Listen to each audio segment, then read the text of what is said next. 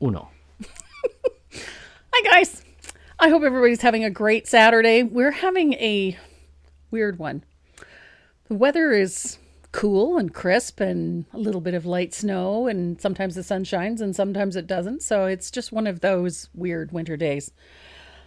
So it is a perfect day to be sitting in the house and painting, sipping a really good cup of coffee. I don't often have one. Decided on one today. I'll probably regret it, but whatever. We've got a lot to cover before we get started with painting. And I'm going to start with the happy mail that came this week. I got a fabulous birthday present from Denise Van Newkirk. She knows my love of skulls, so I got a bath bomb. Jack Skellington. I love this. And she sent me a beautiful little hand-painted ornament. Isn't this cute? Little paintbrush with the tube of paint in the background. I just love it. And Denise is also a very talented paper crafter. She sent me a beautiful birthday card. Obviously that she has handmade. It's so beautifully done. And then she sent me some cards that I can give out. So there's some wonderful cards in there, all handmade. Denise, thank you so much, sweetie. I love it. And it was very kind of you to think of me. So there was that happy mail. And then I got two goodies from Kathy McAllister and from Robin Richer. And look at this beautiful ornament. Absolutely gorgeous. I'm going to have to dig out my box full of hand-painted stuff and add this to the fabulous pile I received this year. Is absolutely beautiful. Robin, thank you. And then Kathy sent me this gorgeous one. I'm going to take a stab in the dark. I think this is a Lynn Andrews design, this gorgeous cat. We're cat people. We have cats. So yes, Kind of looks like money. It does look like money, and I love this. Thank you very much. And then, of course, there's a beautiful hand-painted bookmark as well. And, of course, the lovely notes that just make me leak. And then, of course, my dear friend Linda Safranco sent me a beautiful birthday card. Linda, thank you. It's been one of those weeks just full of feel-good. And speaking of feel-good, we had a huge feel-good day yesterday. Renee and I spent the better part of this week shopping for our local shelter. We had such a great time, but I have to give a shout out to Katie, our girl at Global Pet Foods. Was an absolute inspiration. She helped us out in such a big way. Made sure that by the time all was said and done, she had managed to find us about $400 in discounts. So even though we dropped a ton of cash at Global Pet Foods, she really made that dollar stretch. So we left Global Pet Foods on Thursday with a truckload, literally a truckload. Couldn't get another thing in the back of that truck. It was packed full. I had to make 2 trips. And delivery yesterday, we had to do it in 2 trips. The truck just couldn't hold everything. Just could not hold everything. So he had to make a second trip. And so the second trip, he delivered all of some cleaning supplies and the dog beds and a few other things. So they were so happy to get all these supplies. It was like Christmas Day all over again. So I'm going to give you a quick rundown of how we dispersed the funds that you guys were so generous with, just to keep everything on the up and up. So Ren's Pets, we spent mostly on healthcare supplies. Yes. Bandages, nursing supplies, and whatnot at $155.37. At PetSmart, mostly foods, treats, a few little odds and sods, $313.49. Costco was fantastic, helped us out with big bags of dog food, cat food, and kitten food or puppy food. And we spent a $556.34. Shoppers Drug Mart was fantastic. They helped us out with antibiotic creams, lotions, and that sort of thing. Things that you can buy for humans, but are also excellent for pets. And the shelter had those listed on their request. And that was $71.26. And then at Global Pet Foods, that was the big one for us.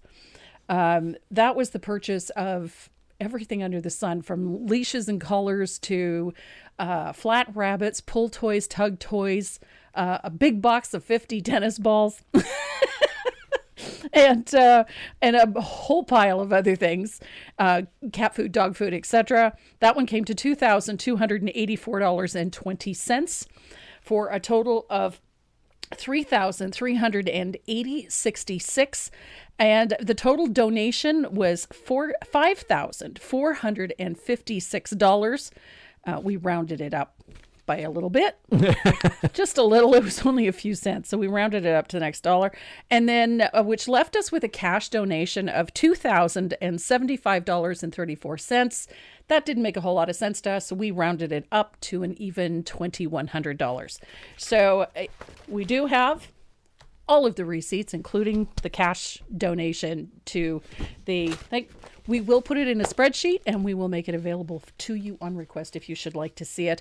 But wanted you to know the Oromocto SPCA Animal Shelter is so grateful for your donations. They have gone a long way to making sure that the winter is going to be a little bit easier for the animals that they're caring for this year. And we paid for a good chunk of their roof. Yes, they're in the middle of a fundraising project to replace the roof on their shelter. It's in desperate need, and so that is what they're working on right now. So hopefully a little chunk of what we put together will help them with that.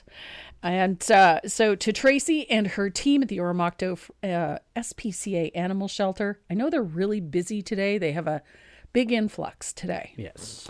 They have a flight coming in from northern Manitoba with dogs that are being moved around the country. And so they have several dogs coming in through that. Most will go into foster right away. And then they have animals that were seized from various situations in the area, 2 mother dogs and 16 puppies.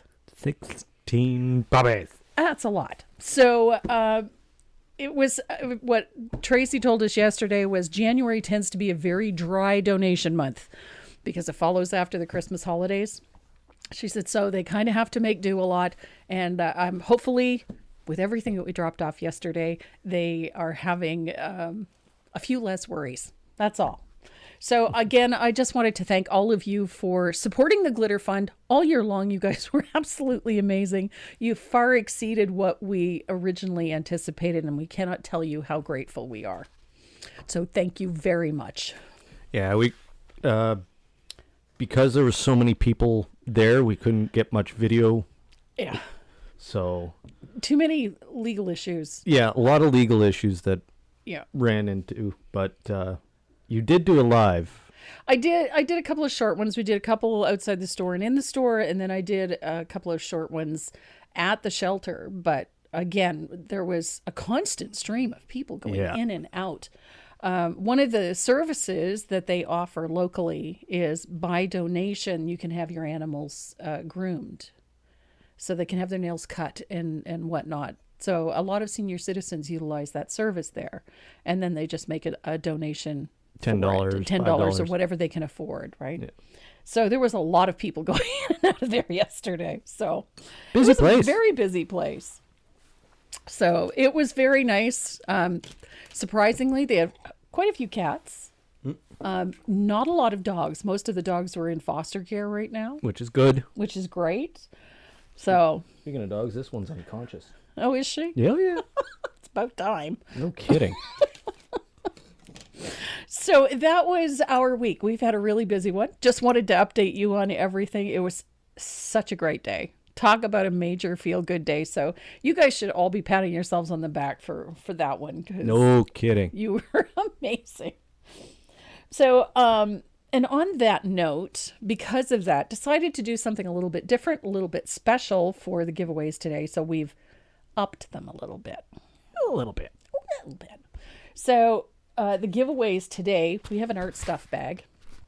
It's got $25 worth of Tombow supplies in it. Is it okay if I add a certain stencil to? Absolutely. You know what stencil I do know what stencil. Go ahead. I'm at it. Which one is it? It's right there. You should be able to see it. Far left.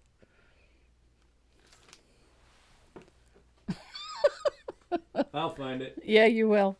So the giveaways today, there's about $25 worth of Tombow products in here. Plus the art stuff bag. Plus there's stencils from the stencil studio in here. And then we have a gorgeous water lily brush set. And then Renee's going to add to that, if he can find it, he's going to add the paw print stencil to it. You sure it's there? Yes, I am. I know it. So You know today's the number. giveaways, probably we have 3 of them, and they're in the neighborhood of about $45 to $50. So it's a nice little giveaway What's today. the number? Off the top of my head, I don't know.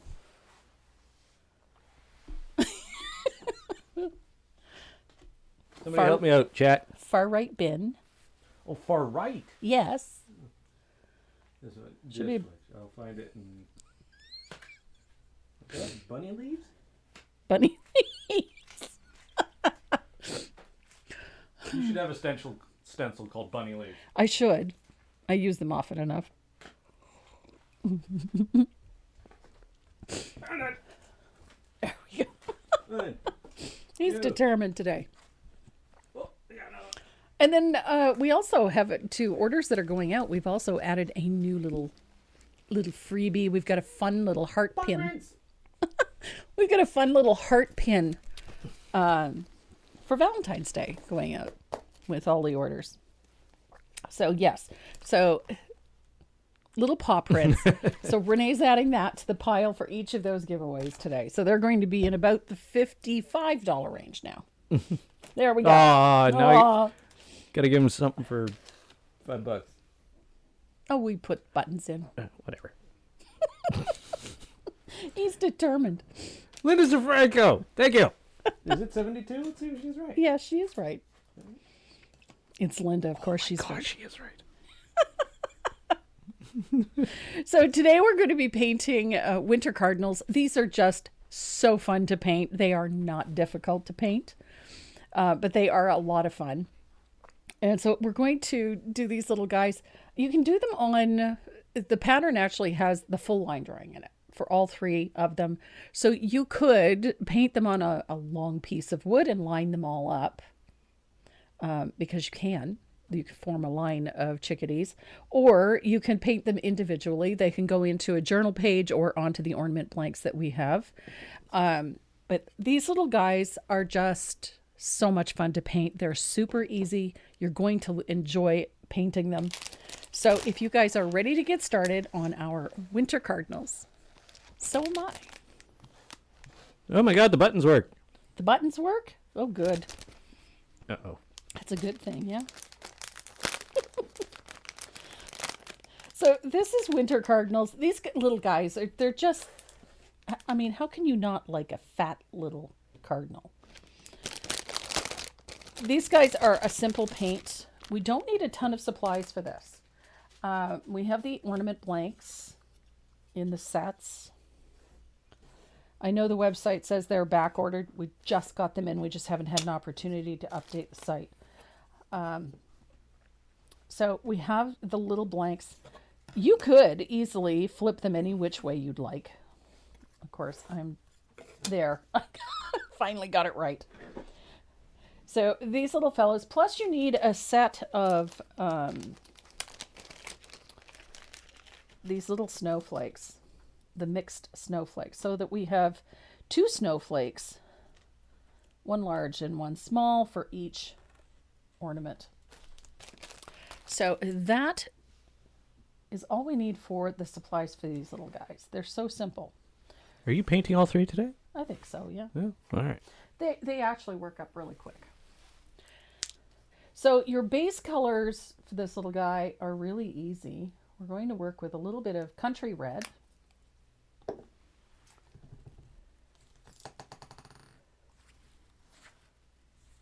And the body of the birds is all done with the country red.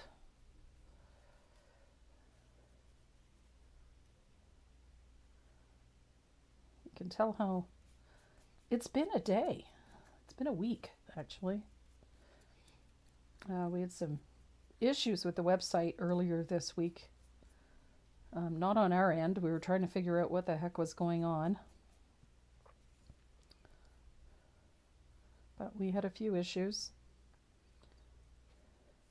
So the bird portion of this gets painted country red. You only really need a single coat for this. We've got about 3 or 4 other colors going over top of this, so you only need one coat of red.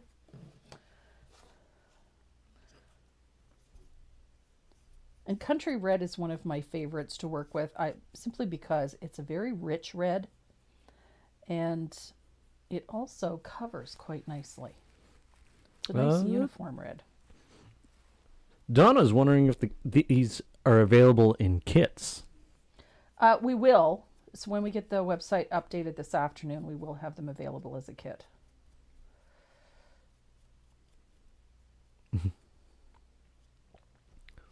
Or you see that red is going on way too well. It goes on really, really nicely. Country red always does. It covers well. Do you seal the surface first? It depends on the surface. These are HDF. They're high density fiberboard. I don't bother, to be honest. There is a lot of like smoke staining and whatnot on these because they're laser cut. So sometimes I will just hit them with a couple of light coats of matte spray before I paint them, if they're particularly heavily stained. This one's not too bad, so. Yeah. Just that burn can actually just leak through, especially lighter colors. It's not too bad on the reds, but on lighter colors like white, it can. So here I have red. I love that country red covers as well as it does. So we're going to use... Are the snowflakes separate? They are. We have them in packages of 6.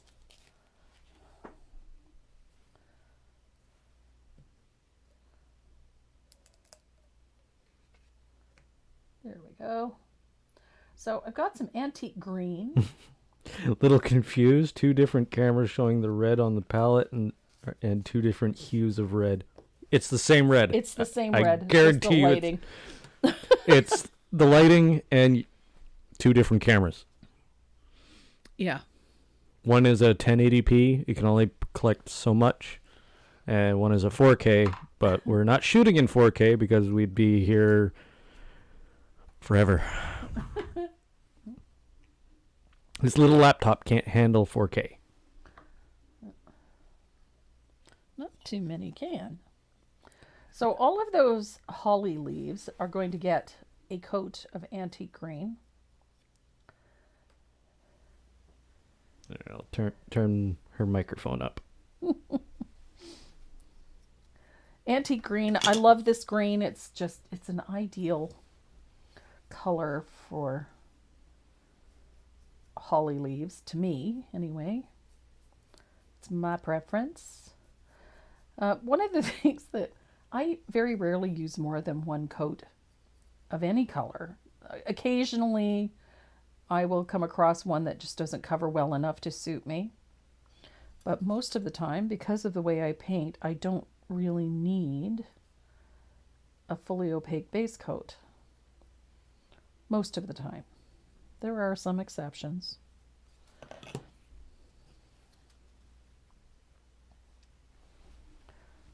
It was great to see Dominique in the pictures. Yeah. Yeah, she tagged along for... Well, she had to go to work. Yeah. So. And she works across the street from Global Pet Foods. The pharmacy she works at is right across the street.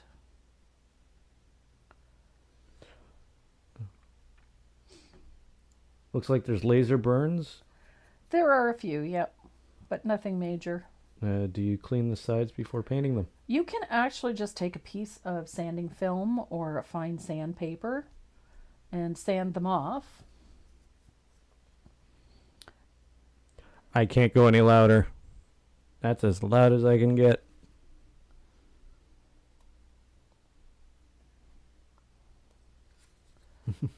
Louder, please, for us half-deaf women. Half-deaf old women. Oh. Bite your tongue.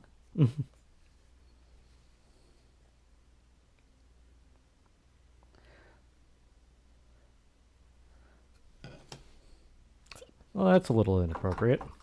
What? Fred Bassington. Who's he? Don't know. Make him go away.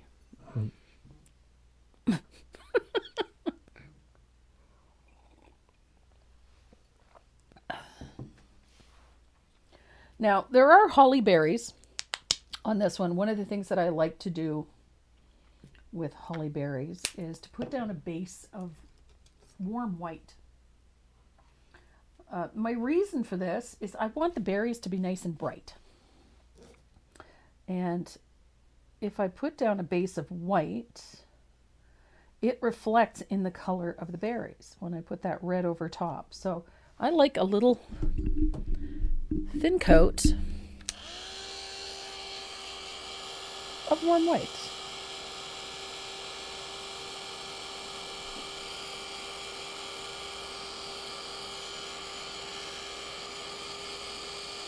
Just realized I didn't dry that green paint. It was making my life difficult.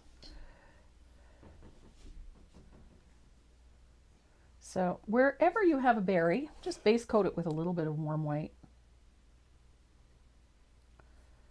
And I accidentally base coated one berry with antique cream. So I'm going to cover it with a little bit of warm white.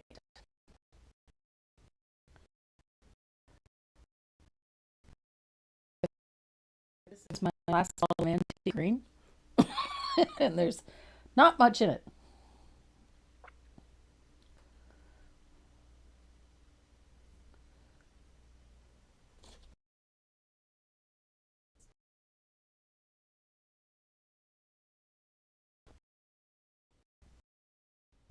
I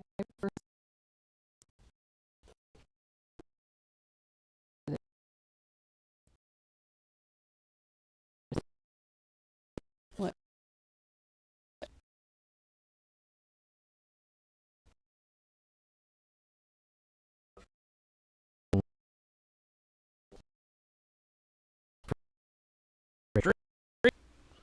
Why? Oh, there we go. We're back to normal. Okay, good. That was weird. Tracy's mic is cutting out.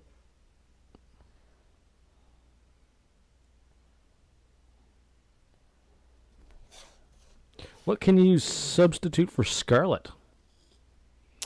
Scarlet, you can use warm sunset. Warm sunset. You just need something orangey. An orangey red. Warm sunset is a little more orange. But either one of these will work just fine. I like scarlet. You can use the warm sunset. Either one of them. I firmly believe that there is no perfect color. You can always make a color darker. You can always make a color lighter. If you've got a darker red, add a little yellow to it. So you can add a little bit of saffron yellow to it if you need to make it a little more orange. So, and you can even do that with your country red if you feel the need. The other color we're working with is a little bit of asphaltum. I mean, God forbid that I paint anything without asphaltum. I could say bittersweet or any dark brown, but I like asphaltum. I find it very versatile. So we're going to paint in that stem with a little bit of asphaltum. Just straight up asphaltum? Just straight up asphaltum. For now, we'll shade and highlight it later. Just like we're going to put the toes and whatnot in a little later too. So, good morning, Jill.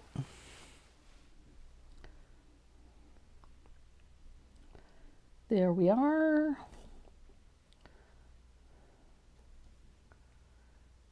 As I said, these little guys are not hard to paint. This is probably the most time-consuming portion of it, is just getting all of these base coats in. And honestly, there's not a ton of it either. So here is... Oh, I just got a notification. From... Tea turtle. Who's tea turtle? Your T-shirt. Oh, Your new PJs. Renee got me a t-shirt. It suited you. Okay. It did. Let me set it up for you. On the front, it has a little pink bunny holding the head of a stuffed doll. And the body of the doll is in a corner, and it's got a knife plunged into it. And it says, "I craft because murder is frowned upon."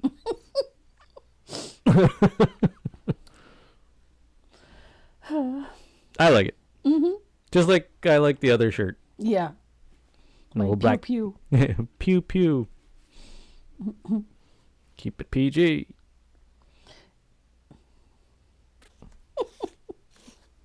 So I've got. Perfect for Tracy. Yep. Craft because murder is wrong.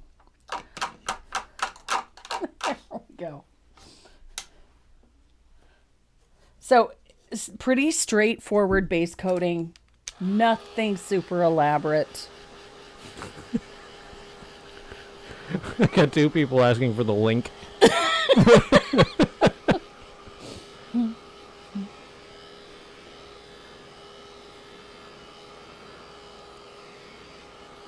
you go.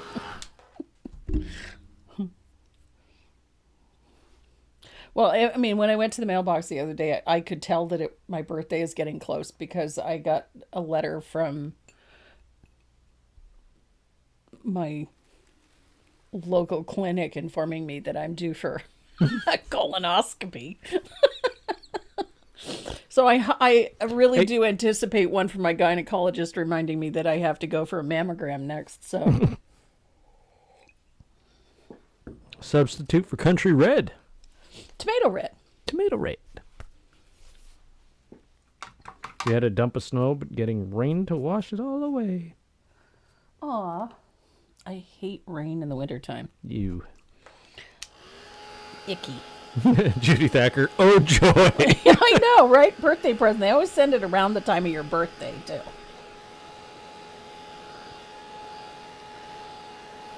There we go. Go to tturtle.ca, I think.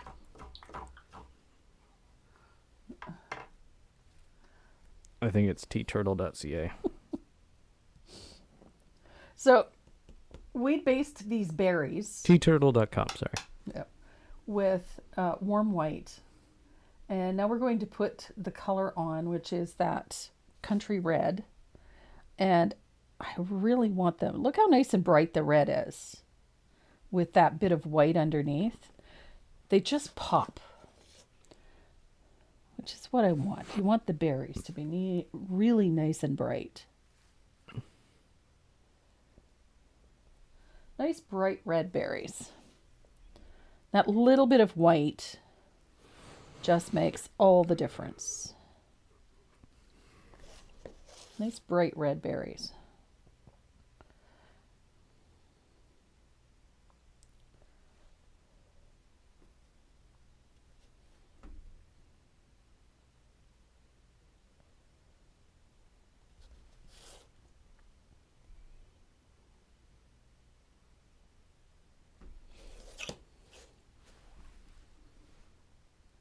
See if I can find it. Oh, look at that. Didn't take much. No. You know what? Screenshotting it. There.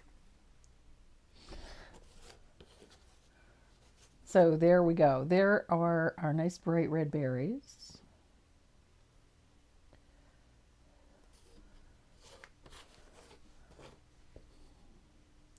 Now, when I base coated the cardinal, there's no white underneath them. You could if you wanted to. It doesn't matter. But you can see the difference in the tone. That even though they're both one coat, there is a difference in the tone. So with the white underneath, that red tends to be a little brighter, a little richer. what we want. So everything's dinging today. That was me. Was it? There we go.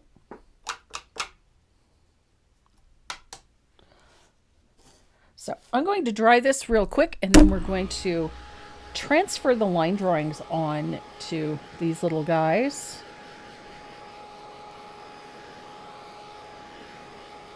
I could just sketch them on, but I'd like them to be nice and clear.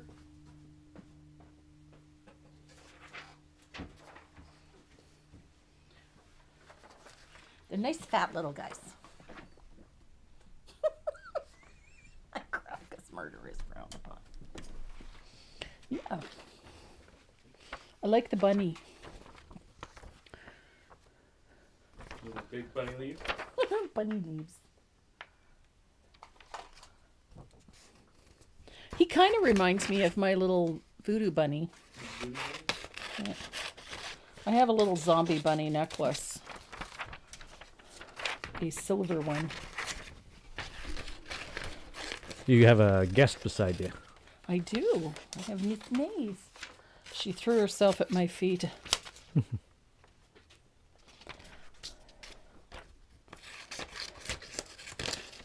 So we were out shopping for the shelter the other day. There was Deb needs that as a sign. yeah. Yeah. There was a fellow in the Global Pet Foods with a pup the same age as Maze. And she was half the size. A golden retriever that was half the size of Maze. And they're the same age.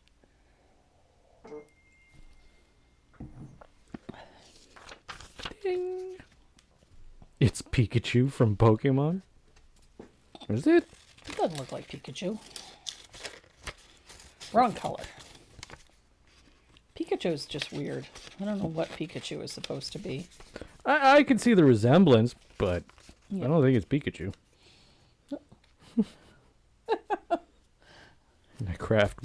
I craft because murder is frowned upon. So I've got my line drawing. I'm just going to line it up so that it fits onto the ornament blank like so. Didn't you have a sticker that was a zombie? Yes, Yeah. It was a... it's a zombie. It's an undead bee. Yep. It's a zombie. So I'm going to... You got about 200 people that can make that into a sign for you. That is true. That is very true. Yep. Yeah, all 261 of you that are watching right now. Yep. Well, we're nothing if not entertaining us. So these little guys are actually very, very simple to paint. I don't like things that are super complex. I just think a lot of the times we make things more difficult than they need to be. So, Yep. I'm really only concerned with the details of our little bird, more so than anything else. So I'm just going to slide a little piece of white graphite underneath the line drawing. And I'm going to grab my red pen.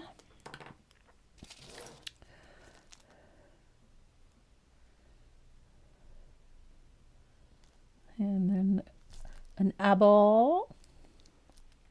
Mace will be a big girl. She's already starting to slow down on growing. Yeah.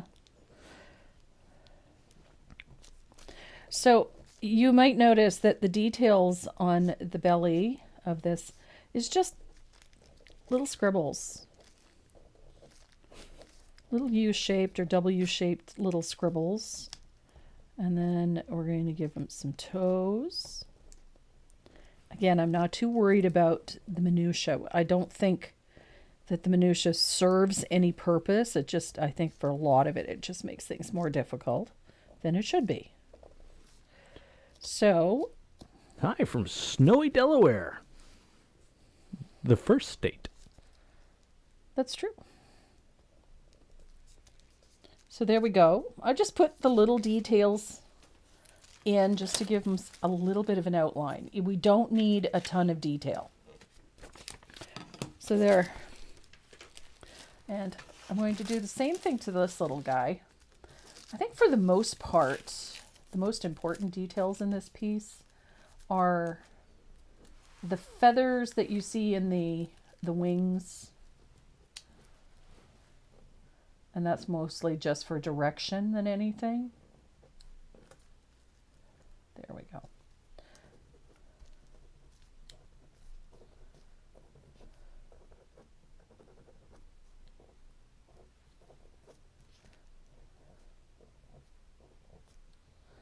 Got to get those toes in though. And then we need a nice round eyeball. Yeah. Who knew a Canadian knew something about American history? Because it's very closely affiliated with our own. Yes. Yeah. And there we go. The nice thing about painting ornaments, especially something that is thematic like this one is because once you do one, the rest should be very simple. Should be. Hello from snowy Tennessee. Not the first state, just cold. Oh, Tennessee's not cold. Well, for somebody who's been living in Tennessee all their life, it's probably cold there right now. I suppose. They're getting snowmageddon. Snowmageddon? Same with Texas. Texas has got snowmageddon right now. Really? Yeah. We do not have snowmageddon. Well, I was teasing Deb yesterday because they've been getting a ton of snow in Vernon, BC. 8 degrees. That's Fahrenheit. a little burr. That's a little burr for Tennessee. It's a little burr, period. For anywhere. It's like what? Come on, Google.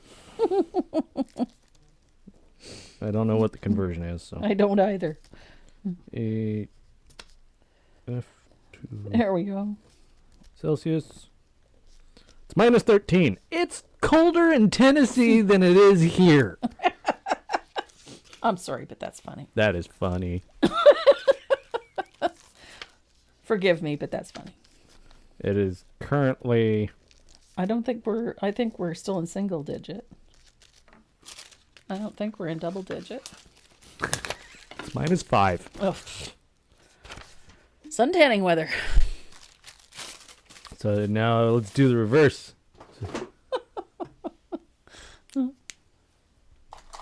Unless you meant 8 degrees Celsius.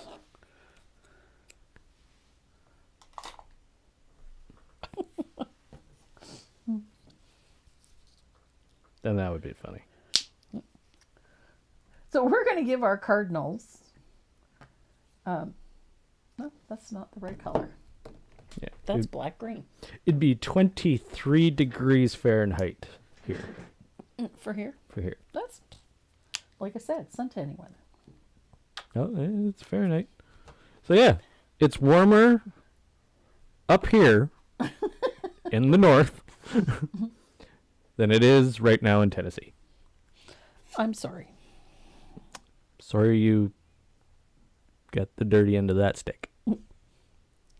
So our little cardinal is getting a black beak. Now, if there's any bird aficionados out there, cardinals, although we do get them here, we don't get a lot of them. And we usually only see them in the wintertime. You don't often see them in the summer.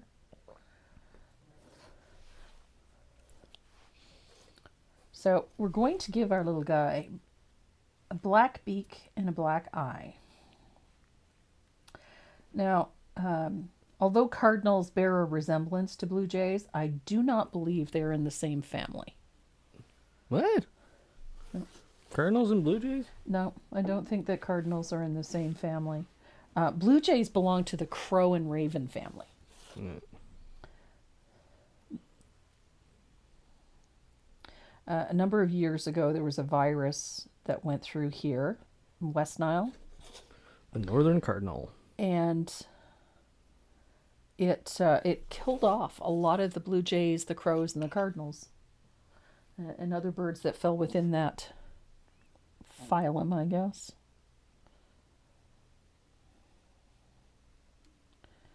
But I don't believe that the cardinal falls into that category. So he has eyeballs, but we have to give him sort of a black face. Now I'm going to leave a narrow space of red just peeking through around his beak. Very narrow.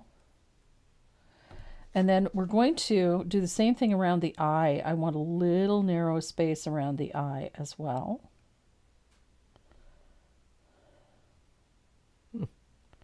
Cardinalis cardinalis. Mm-hmm. That's the scientific name for it. Okay.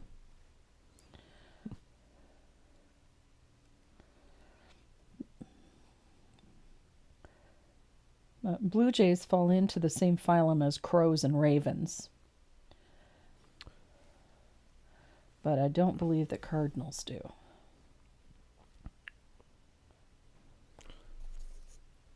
And cardinals... Cardinale. Only the male is red. The female is actually sort of a silvery gray and yellow with a touch of orangey red here and there. And although he's bright and flashy, I think the female is prettier. He has the bold color, but she has the prettier markings. There's something really elegant about a female cardinal. Their coloring is similar to cedar waxwings. It is part of the same family as the blue jay. Is it really? Yes. Cool. I didn't think that it was. Also known as the Palestinian Palestine sunbirds, blue jays, house sparrows, the great tit, the hooded crow, the southern masked weaver, and the cardinal. Oh, wow. See, you learn something new every day. So I'm just coming out from... The great tit. Sorry.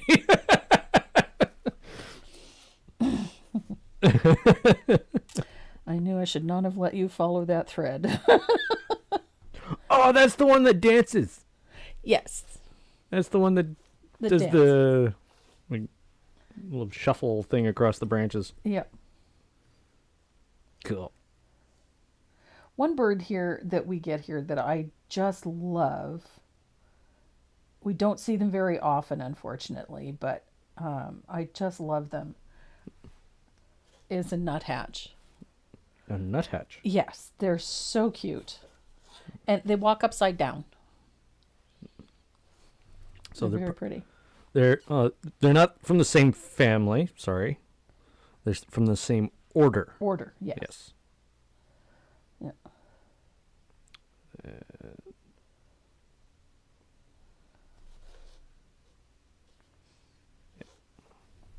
So just that little bit of black, and I let it feather out a little bit so that we, pardon the pun, just so that we have some fine lines coming off of it. And we're going to add to that as we go. They kind of have a little Cleopatra eyebrow, eyeliner thing going. It goes back towards the back of their head. Bobby is wondering, are you leaving any space around the eyes for painting in the face? Yes. I've got a tiny little red outline around the eyeball. I like that little space for a lot of reasons. It just makes things easier in the end. Hey, Patrick.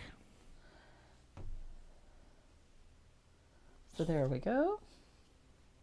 Sometimes I think the females are much prettier. I think if the female cardinal and the female cedar waxwing, I think the both of them are prettier. Although the male has all the coloration, the bright colors, the females have the prettier markings. A cross between a cardinal and a stellar jay would be a purple bird. A purple, purple bird.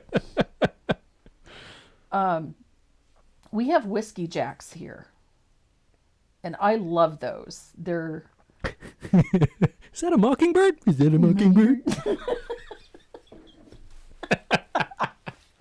I love that video. We have whiskey jacks here, also known as gray jays, beggar birds. People they have a number of different names here. People call them by a number of different names, but essentially it's a gray jay, a little bit larger than a blue jay.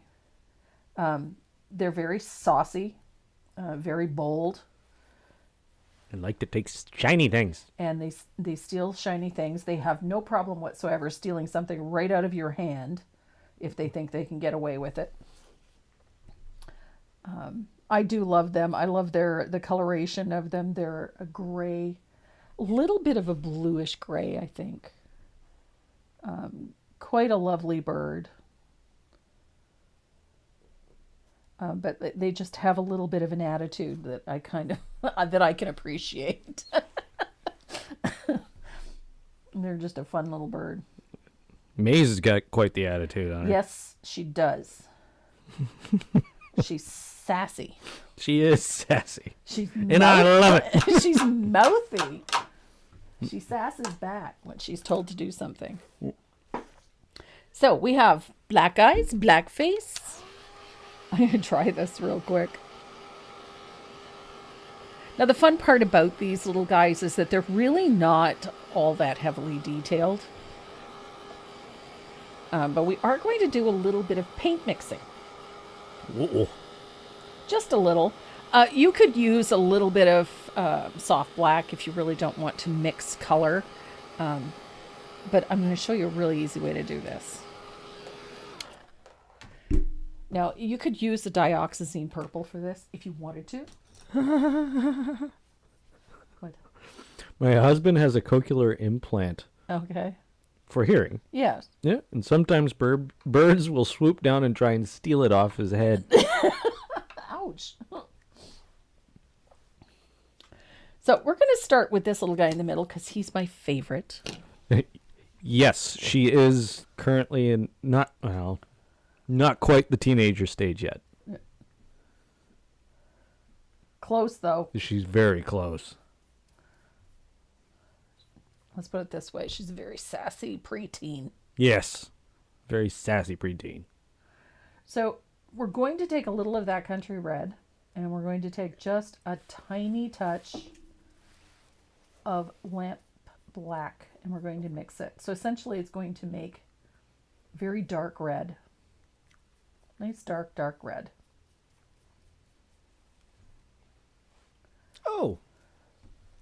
Sandy Jackson from Massachusetts. Hi, Sandy. Love this project. So this is your shading color, and we're going to float underneath the wing. And it's very weak. You're going to thin it out. You don't need a ton of color. So you're going to float underneath the wing and along his backside.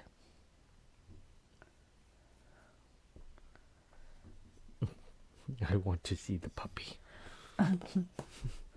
And then you're going to do the opposite side as well. Little float right on the tail, like so, above that wing.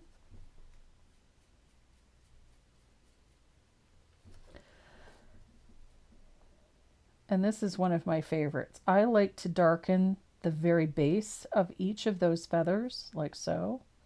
Do them separately so that you're not treating it as one large space. So it'll help you delineate and separate those feathers, those tail feathers. So it's just a float like that. So you can see that it separates these bars into 3 individual feathers. There's pizza. What? There's pizza. There's pizza. That would be right. He's gone to get pizza. Isn't he? Oh, look at you all curled up. So with that dark red that you've made, I'm going to mix a little bit more. Ooh, too dark, too dark. I'll add a little more red to it. There we go. We're going to shade under all of these little feathers. So just this underneath that feather. And then on the wings, underneath each of those curves. Just like that. So it separates all of your feathers. And then a little float to separate them all.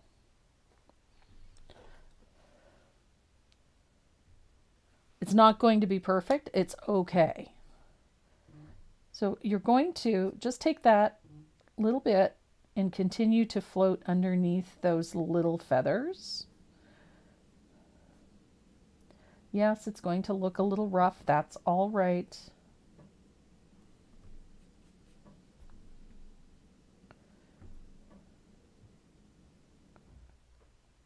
There we go.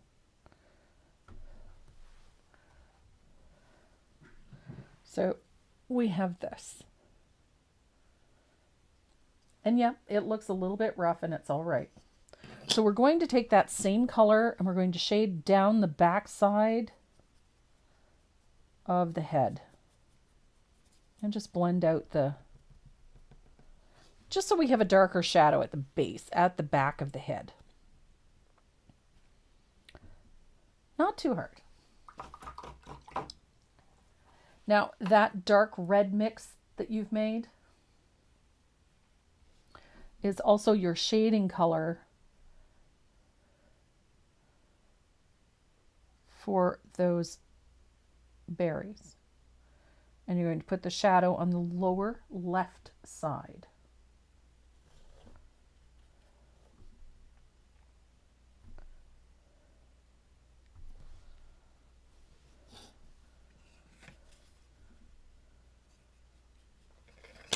So, shade on the back of the head.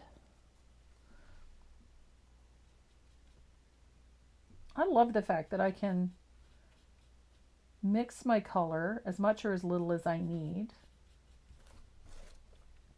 And I'm going to put a little float of that darker red along there. Underneath the wing, like so.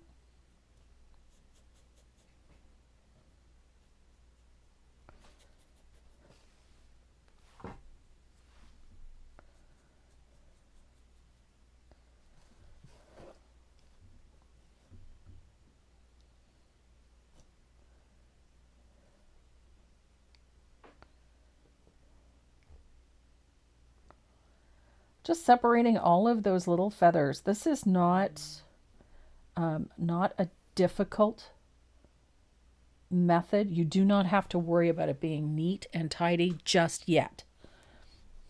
You don't have to worry about any of that just yet.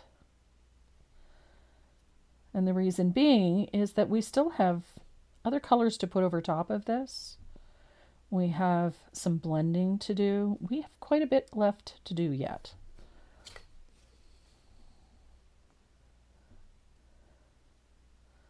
And just separate those. And again, I treat each of these feathers separately on the tail. There we go.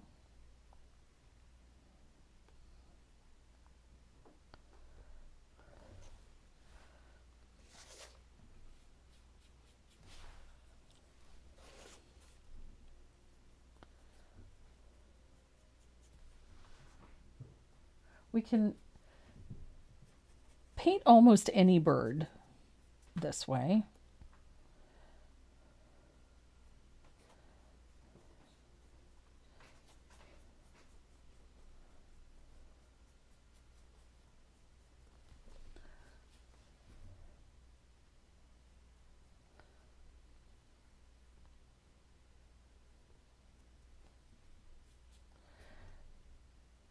the fun part is that we don't have to get them absolutely perfect. These are more representational than they are realistic, so it just makes things a whole lot more fun.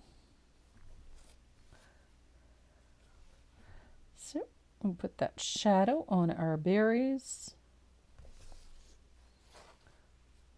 I forgot the berries on this one.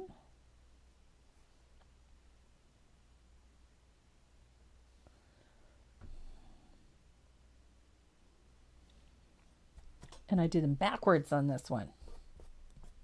So right on the other side for this one.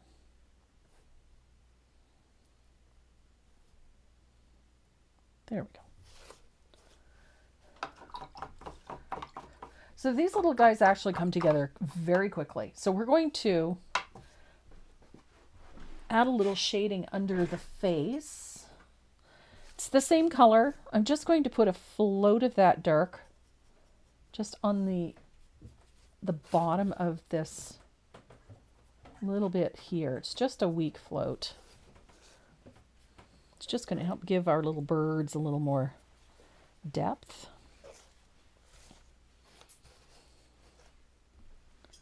These little guys are so fun. So they look a little rocky at this point, and that's all right. We still have quite a ways to go.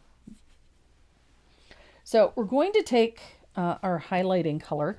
This is the one that's going to start building some depth on our cardinals. And this is Scarlet. You're going to blend this out quite well. I forgot to shade the wing on that one. So we're going to start with this little guy here. I want a little bit of that highlight on the forward part of the head. So I'm going to put a little float of scarlet right there, right above the black on his face. Pam is wondering if you're using water or a float medium. I'm currently out of Joe Sonia's. I'm waiting for mine to come in.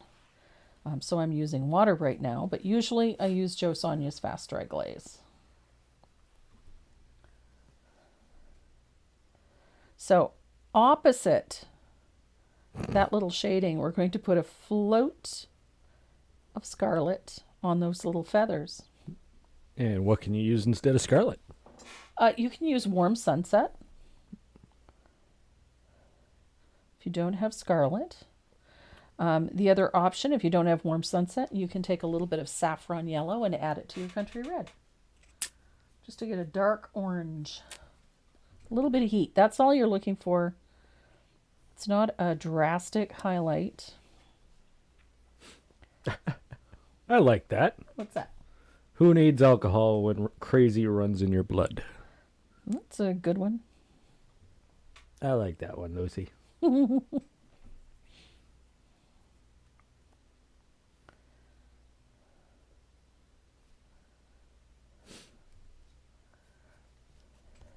So this is the fun part. You can take that little bit of scarlet and highlight just the tips of those feathers.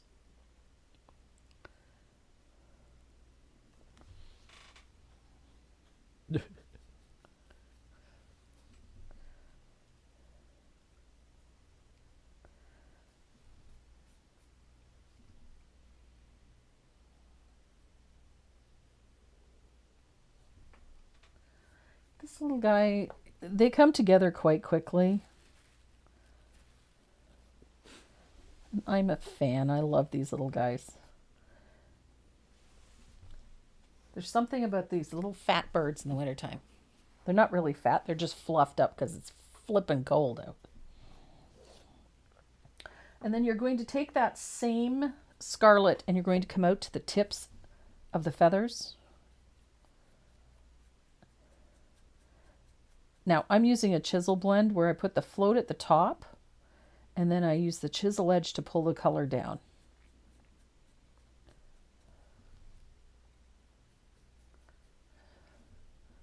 So, nice little float, top of the feather, and then chisel edge to pull the color down.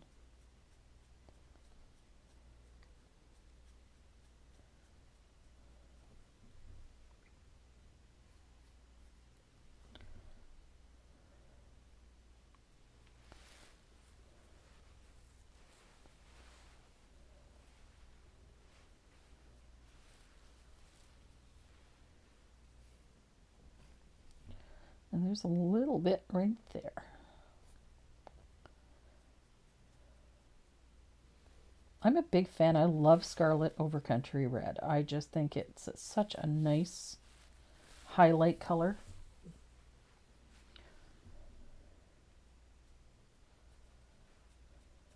And it just makes those reds pop. Look at that. How pretty. And I'm going to brighten the tips of some of these feathers a little bit. And then just pull the orange back. So if you want to really brighten a spot with that scarlet, don't be afraid to pull some. You can do this. Bring a little of that color in and then just tap and pull it back. Could you use neon red? You could. Good call, Would you Liz. like me to? Good call, Liz. Actually, I'm going to use... Pink? I'm looking for my orange. Orange. Where's my orange? I don't have a bottle of neon reds. Oops. Good gravy. Oh my god, that. Burn a retina out, right? So, oops, gotta clean out my brush. Just doing this for fun. We're just doing this for fun. Yep. Just to see what happens. Well, it's bound to be good. So, a little bit of orange. Oh yeah, baby. Look at that. They can't see it. There you go. Want to punch up that orange? Look at that. I was wondering if red alert would work. Absolutely. Absolutely. Red alert's a great color. The fun part about this is that it's reds. So if you've got a nice bright red, nice orangey red, a nice hot red, it's going to work. Look at that. To answer Pam's question, a bit of both, actually. What's that? She asks, Tracy, are you a self-taught painter or did you take classes?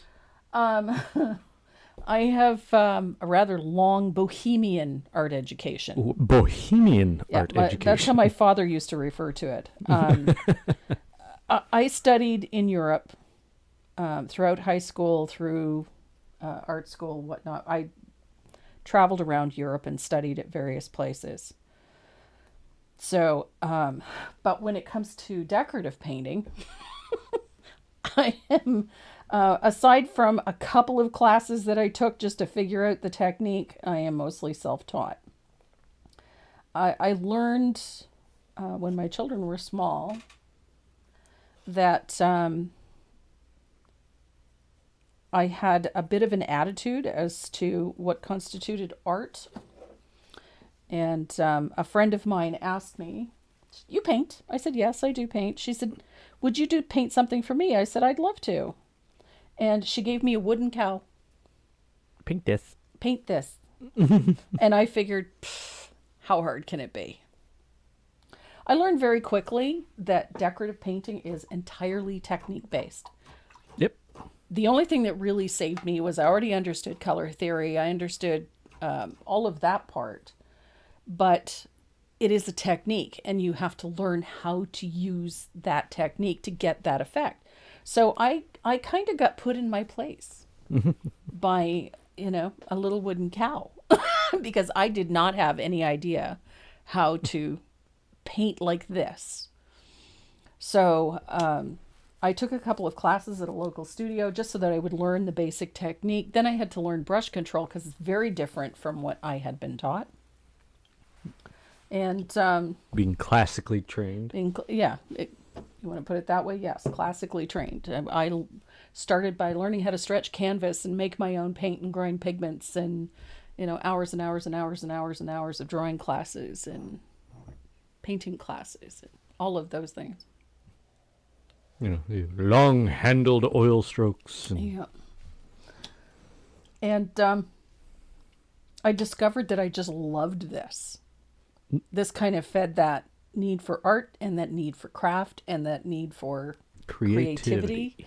That's the big one. And I fell in love with this technique and this medium and this art form. And it has an incredible history. What was the name of the orange you were using? Oh, torrid orange. Torrid orange. I had to. Why, is scarlet considered a red? Yes. Really? It is. Yeah. Looks so orange. Yeah. It is. It has a high level of orange, of yellow But in it's it. classified as a red. It's classified as a red. Yeah. Oh, wow. It is a red hue. Hue. So I love this. I love that this little guy has got all of these rich textures and whatnot that come together fairly quickly. Did you draw the portrait that's on your Facebook page? That's computer generated. Oh, yeah. Yeah, the caricature. The caricature, yeah, that's AI. That was I AI. was playing with an app. Yeah. It just turned out really good. It did, actually. I was playing with an app and I used a photograph of myself for it. Oh, So, all right, so we're going to continue with these other two guys here. I gotta mix some more red because I forgot the wing. I got a little too excited and I forgot the wing. I'm Italian, beware. Yeah. One of my favorite places that I had the good fortune to study at. I spent a little time in Paris. I spent a little bit of time in Rome. I spent a lot of time in Florence and in Venice. She went where the art was. So yes. And I got to spend a little time in England too, because don't discount England. No. Pre or post Renaissance? Most of my study was Renaissance period. Most. Not all. And then in France it was Impressionists and Post-Impressionists.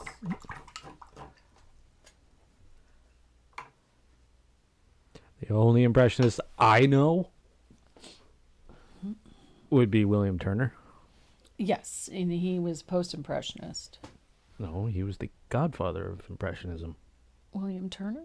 William Turner. William T. Turner. Ah, okay. William T. Turner. Yes. Yeah, the other one was a watercolorist. Yes. He was a Post-Impressionist. He was There was post-impressionist. two of them. That's the thing. There's Yeah. both two William Turners. One was William T. Yeah.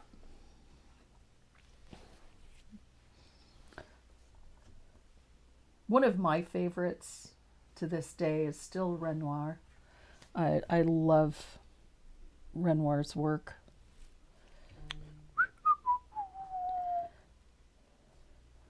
Wink, wink, nudge, nudge, Mom. What? What? It's a good artist. Renoir? Yeah. I love Renoir. May or may not come to the art gallery. Seriously. It's a possibility. It's one of those things that is in the works. In the works.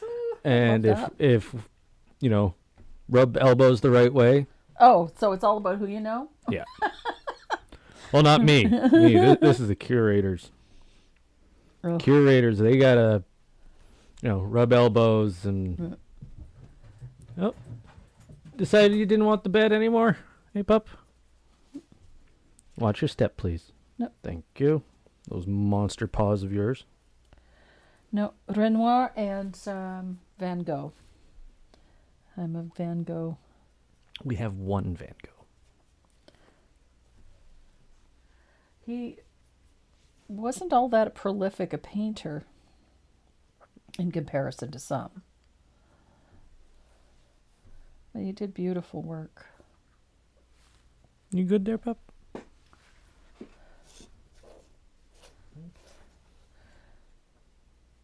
And still, one of my favorites is Starry Night. I think it's the color palette that does it for me. It's Starry Night. You can tell it's my favorite. It's on my phone case. Debbie Sears. I'm going to say both. Both her father, my grandfather, and my dad, her husband, were military. Yeah. And that's the main reason why she got to travel a lot. Yeah.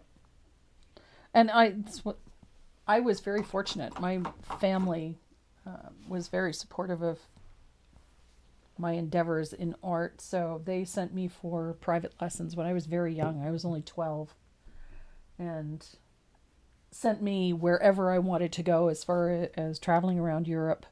Wherever I wanted to go study, they made sure that I had that opportunity. So I was very fortunate. Not everybody has that opportunity. I did.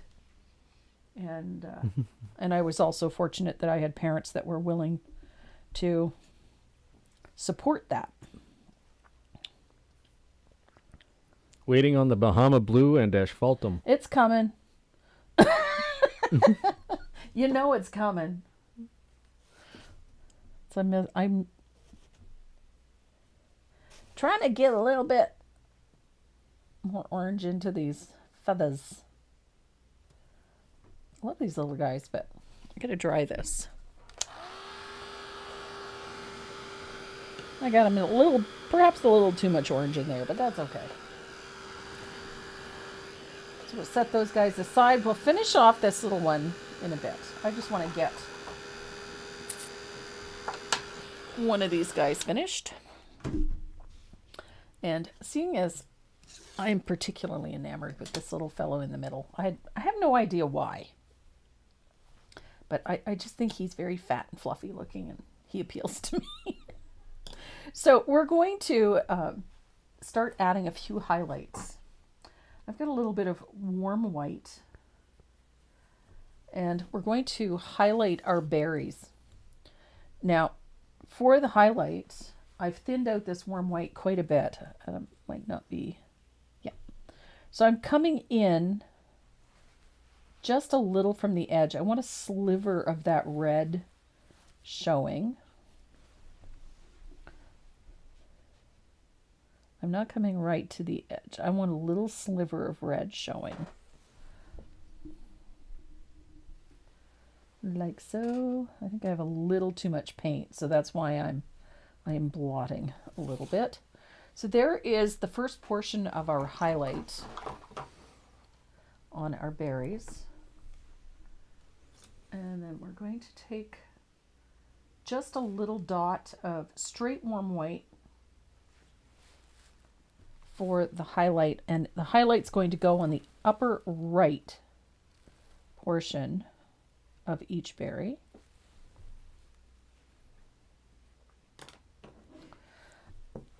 Bless you.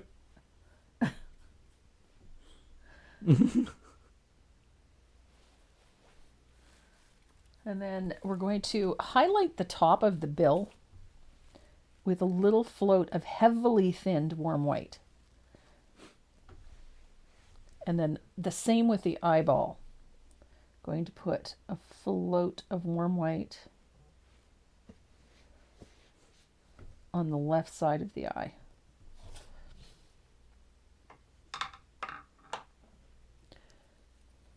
And then on the, again, just like we did on the berries, on the eye, we're going to go to the upper right side, just in from the edge. And the same with the top of the nose, just a little tiny stroke of warm white.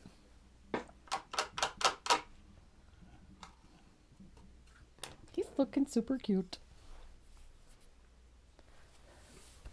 So I've got a little bit of either plantation pine or lamp black, or lamp black green. Hello. I like plantation pine or black green. They both work really nicely for this. And we're going to shade our holly leaves. Now, I'm going to shade down at the base of the leaf where it joins the stem. And I'm also going to separate the leaves.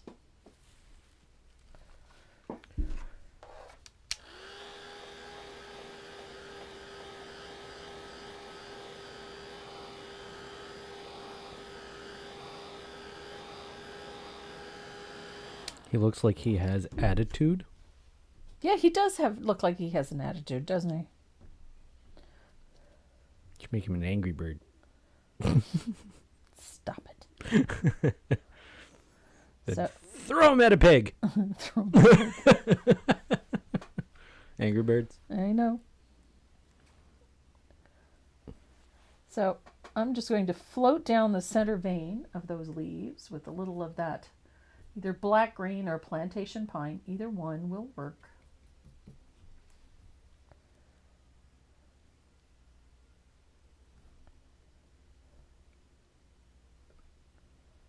Oh. And I'm going to dry it.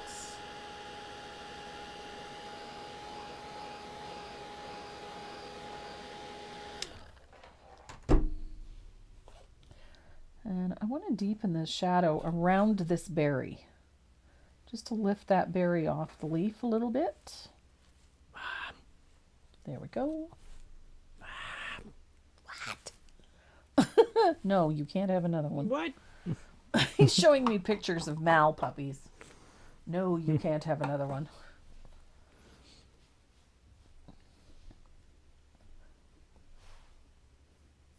My right arm is covered in bruises from being chomped on by May, so. Okay, maybe. Saw a cute little min pin yesterday. They are super cute, you gotta admit. Yeah, that one was so nervous though. I think they all are. They're all like that. So we're going to add a little highlight to these leaves with, I've got a little bit of margarita. You can use matcha green. You can use olive green. You just need a bright yellow green.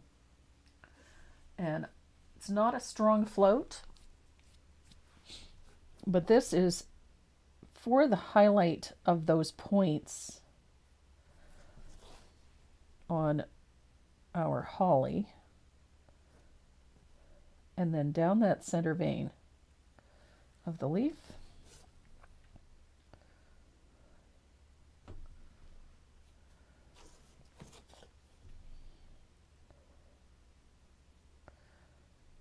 I like a bright highlight on the points.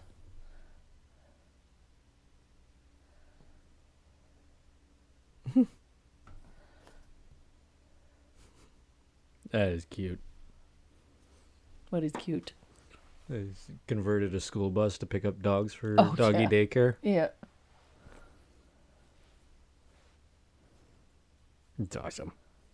So we've got a little bit of margarita out on the points, like so. And then on the center vein as well. That is your brightest highlight. Right there.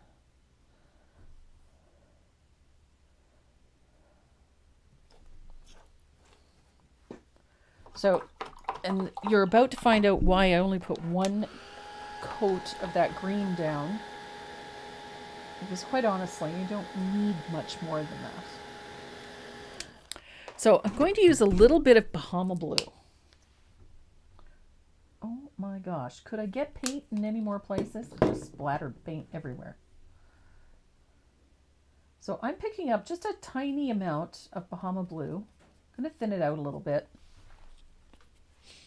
And we're going to go right over that margarita, that bright green. It does nifty things when you go over top of margarita with Bahama Blue. It takes on a really interesting tone, sort of a frosted look, which works in for our purposes very nicely. I love that sort of coolness that it brings to the leaves. And I like to make sure that I get it at the points. It gives the leaves a nice wintry feel. But I like having that margarita underneath it. It maintains that greenish tone. Aww. So Judy Thacker is going to be absent for a short while. Had to get ready for a memorial service for her bill. Oh. Sad day, but at least I get to see a lot of my family and friends. Yep.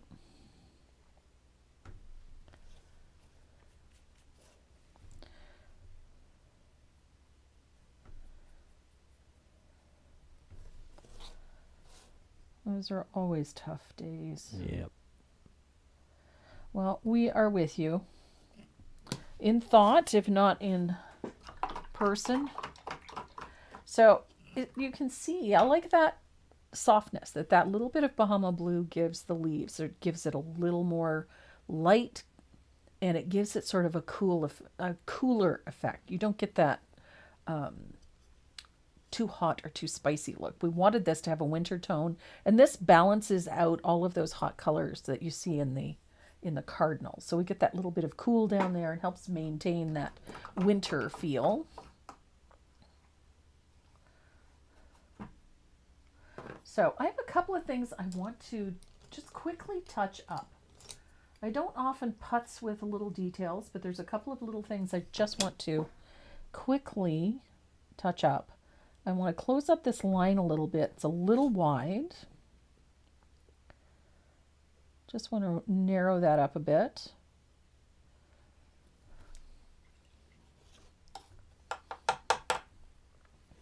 Now we have to give our guy some feet. And the color I'm using is Golden Straw. Not one that I use a ton of, but I kind of like it for this. It works for the feet. And Golden Straw is sort of this muddy yellow. The straw color. And it's not bright, it's not sunny. And we're just going to do a simple little series of strokes. And it's going to be 3 of them quite close together, like so. And then another 3 here, because our little guy is hanging on to that branch for dear life. Now I'm going to dry this real quick, and then we're going to finish off with our asphaltum. And then some fun detailing.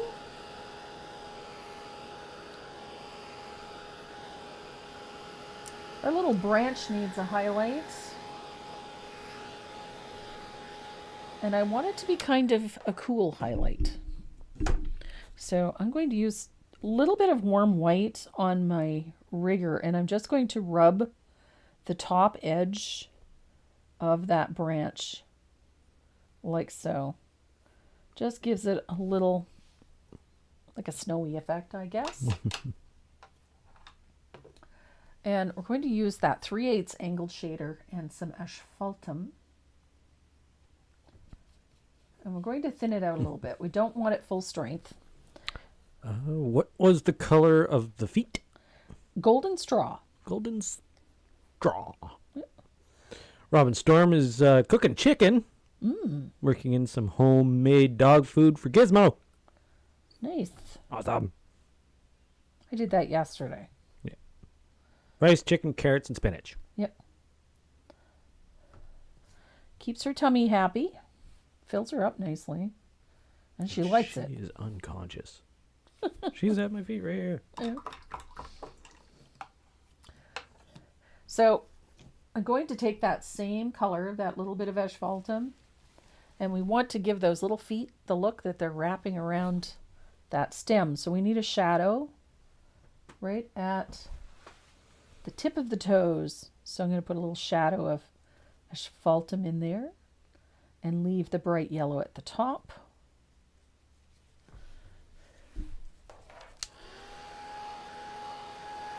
Comme ça. And Ruby is busy today. She's begging me to play with her. And JL's got the right idea. Oh, does she? Yeah. Well, then you have to play with her. Yep. That's the rule. Yep. The puppy dog needs to be played with. Yep. So I'm going to add, I usually do some sort of a little outline on leaves because I like it. So I'm just going to use some very fine strokes of Bahama blue right at the edge, just in slightly, Yep. just to outline those leaves a little bit. Sheila, video will be up on YouTube for eternity. Yep. So if you want to come see it on the YouTube channel, go right ahead. I think there's a time limit for the Facebook videos. I don't know how far back Facebook goes. 30 days, I believe it is. Yeah. So for Yep. the next 30 days, this video will be up. After that, it's on the YouTube channel. Yep. Well, and it's on the YouTube channel. So we have a little bit of detailing to do. I got a couple of spots I want to brighten up just because I can. And I like the brighter spots. I like to brighten things a little bit. So just at the edge of his little mask there, I want to brighten that a little. So I'm just bringing in a little bit of that scarlet on the chest and on the forehead and around this little mask. Just a little, just to brighten him a touch. And then I'm going to use my gel pen. Because he's just so stinking cute. I like the gel pen because you can add some really fine little details. And it works so well on acrylic paint. If you're not familiar with the one that I use, this one is a Uniball Signo DX. It's a 0.38, so it has an ultra fine point. I don't like really heavy lines, so I like using something super fine, and this one really does the job. So I'm just adding a few little scritchy little details to the back side of his head. And I'm going to do the same thing around the mask. Where I want finer lines and finer details, this is the nice thing about this pen. And it is an ultra black, so it matches very nicely with the lamp black paint. Oh, that's a nice message. What's that? From Ramona. Hi, Ramona. She says, "Thank you again for your generosity, Tracy. You are a beautiful human being. Just saying." Aw. Thank you. You're going to make her leak. You can make me leak, or you'll have to butter my ears to get me out the door. I'll be so full of myself. You hear that? Hear that sound? It's her ego inflating.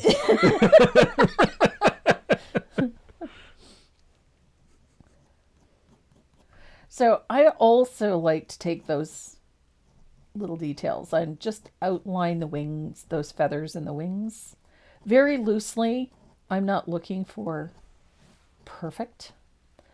And at the edges of that highlight, add those little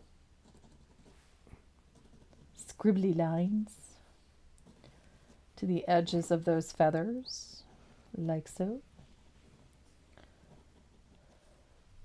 I just think that this is a fun way to detail these little birds.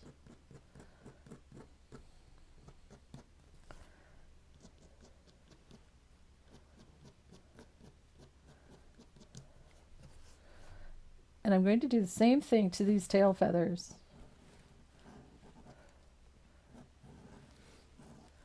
Oh, I can help you with that, Soup Pots. If you're on the YouTube channel and where it says Home Videos Live, if you click live, that is every single live video we've ever done. Yeah, it's up there. And the list goes Long. long. But if you click on videos, those are just the videos we uploaded. So these weren't live. Yeah.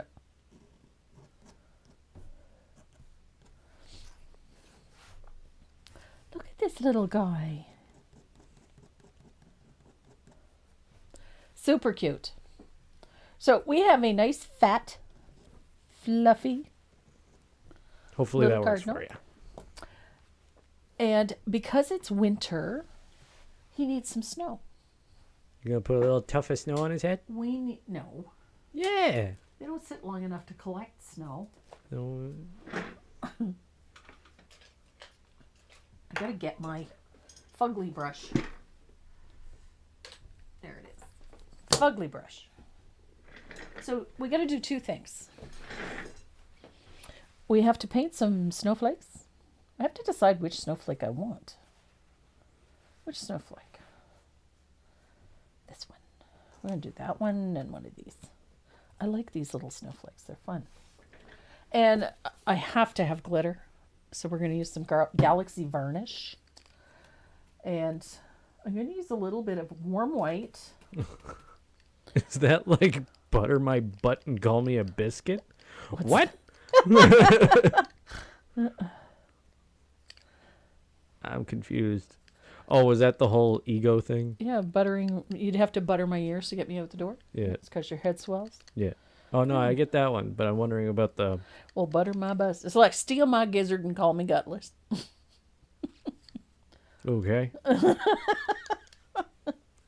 What?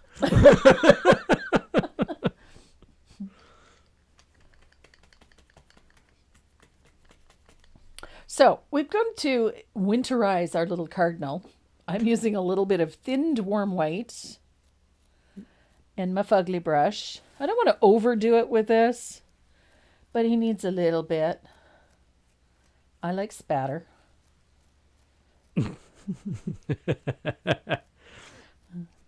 I think I have a zillion colors, and then I watch you and end up with a whole shopping list of new colors.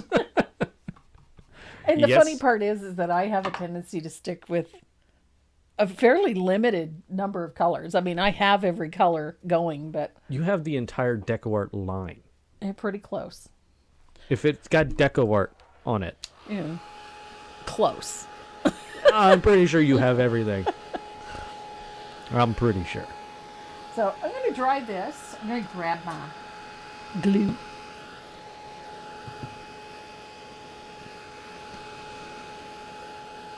There we are. And I'm going to use a little bit of this Galaxy Varnish. I love this stuff. Galaxy Varnish is awesome. It's awesome because you can glitterify anything without actually getting glitter everywhere. Changed So- your mind? It's entirely Renee's favorite if I have to use glitter. So instead of just stroking it on, I like to pat it on. That way you get more glitter. Ugh. Ugh. Gross. Meanwhile, my dog is currently collecting glitter. She's rolling around on the floor. Hi. So just a pat on. I love this stuff for another reason too, is that it dries fairly quickly and it doesn't mind being forced dry. You're missing a tooth there, Pepper. You got the weirdest grin right now. She's losing her baby teeth. Yeah. So She finally lost one of her canines. One of the sharpest, pointiest teeth. Finally lost it. Glitterify. No. Glitter can stay over there. oh, gotta put glitter on stuff. Stuff needs glitter.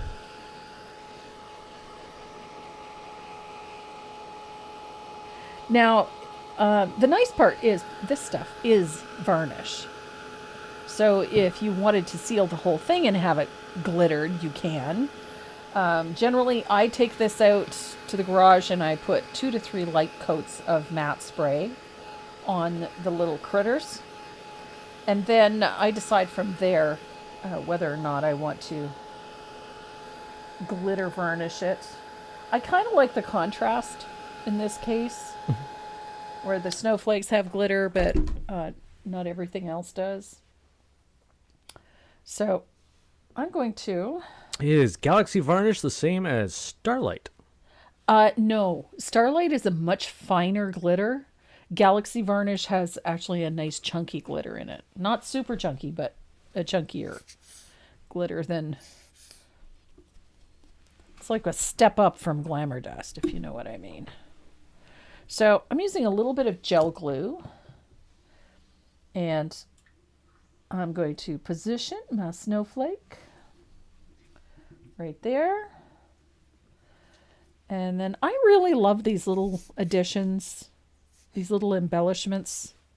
I've been having way too much fun with them. So, nice little embellishment. I'll Those drop one over there. Puppy teeth are blinking sharp. Yeah, they are. I'm glad I was glad when Stella lost hers. So, I'll be happy when the other 3 pop out. yeah. She likes to grab my right arm for some reason.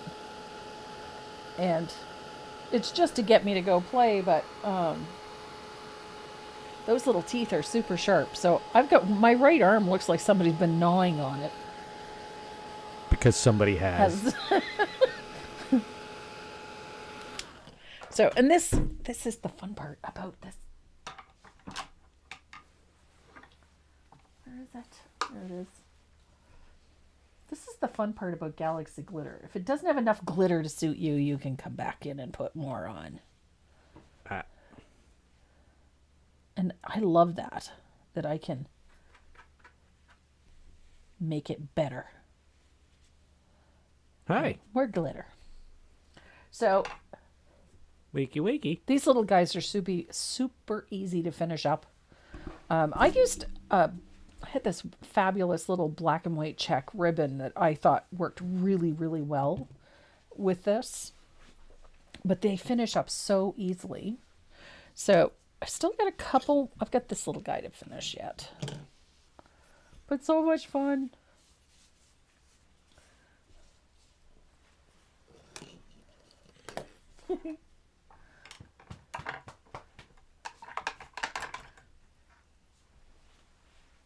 So next week, we are painting simply Brown-Eyed Susans.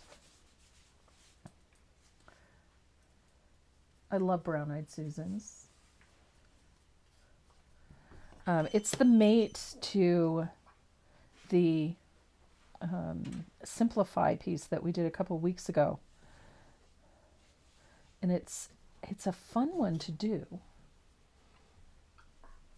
Fun and easy. It's not a difficult paint.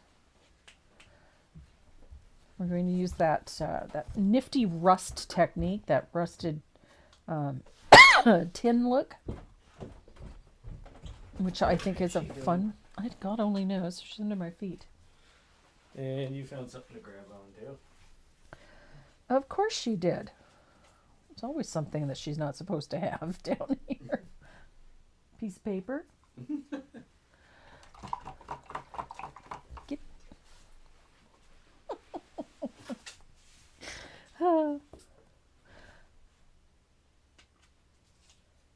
I'll take. How did you do that?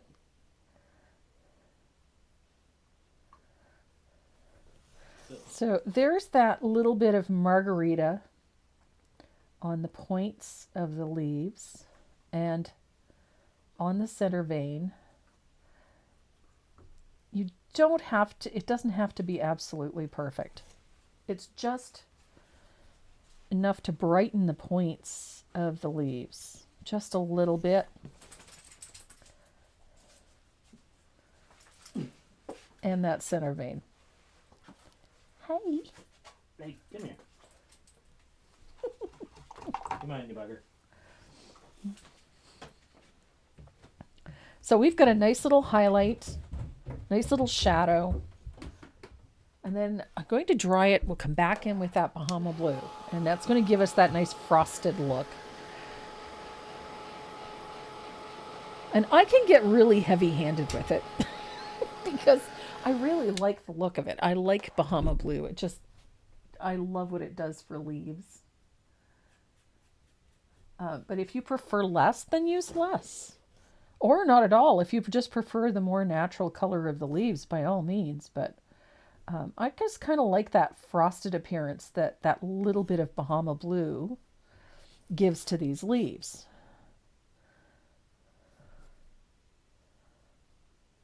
Just pops the points and just gives it a cool effect.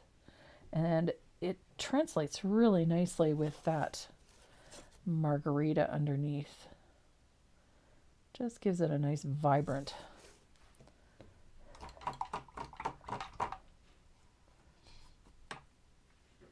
And then a nice little float of asphaltum to deepen. Look at that.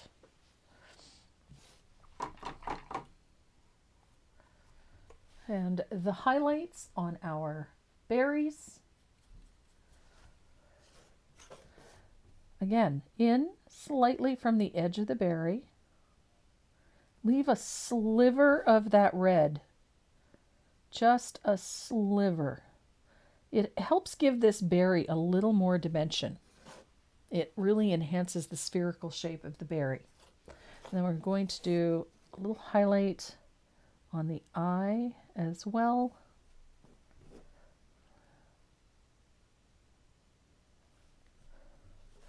And a little highlight right on the top of the nose of the beak. Just like that. It's not a strong highlight.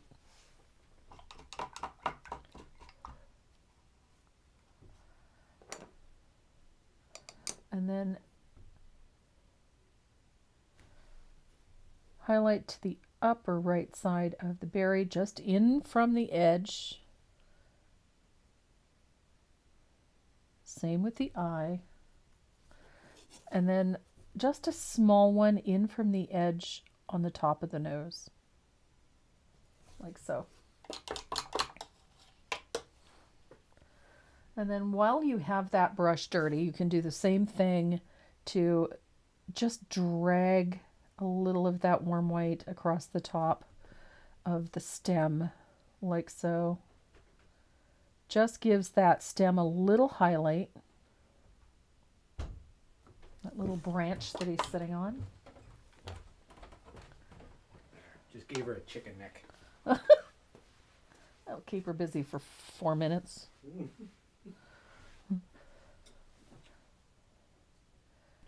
A whole chicken neck. How come I'm not getting YouTube comments anymore? So, toes, needs toes to hang on to that branch. So that this is where we use that golden straw. Just 3 little toes. No sound. Hit the mute button.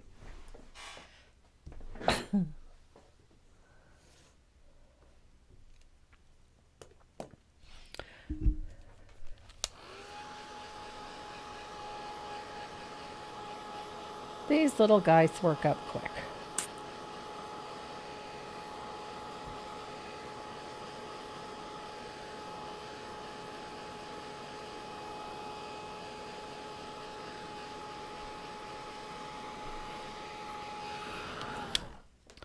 So I'm going to thin out a little bit of Bahama Blue to do that little detail at the edge of those leaves. And as I said, it's just a very thin line and it's just in slightly from the edge. Little stroke.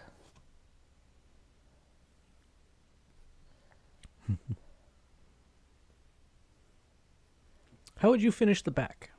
I usually paint the back black, but you could certainly paint it whatever color you like, or you could actually paint it the same on both sides. Yeah. And it would look really great. I generally paint them black and then I finish the edges. What brush are you using?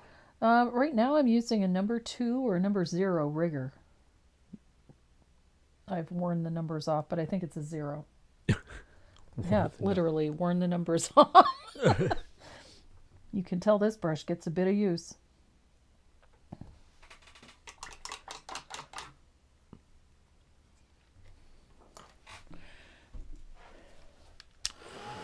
So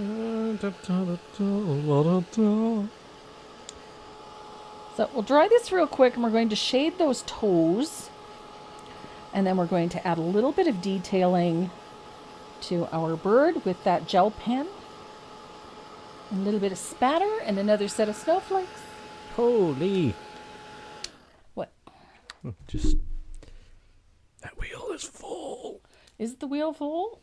Yeah, 271 names. Oh my goodness, that's great. That is great, that is great, that is great. Late again. And, well, if you'd like to, I'm going to, oops, almost knocked my heat gun off the table. If you want to go ahead and start. You're ready to spin? You already got the wheel done? Oh, yeah.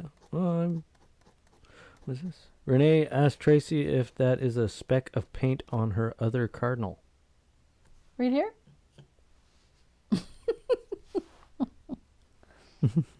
I spattered him with a little bit of warm white. I like them. They look a little, they've got a little bit of snow on them. Iris, could you please define what a rigger brush is? Absolutely. I use riggers primarily for lettering. I'm going to grab a decent looking one here. One that doesn't look like it's been through the wars. This is a rigger. Yeah, that one looks like it's been through the wars. This is a zero rigger. It looks like a long liner or a script liner. Dog. But it actually comes to a chisel edge, like a flat edge, like a flat brush instead of a liner. It doesn't come to a point. You can roll it to sort of a point, but for the most part, it forms a flat chisel edge. So when you load it with paint,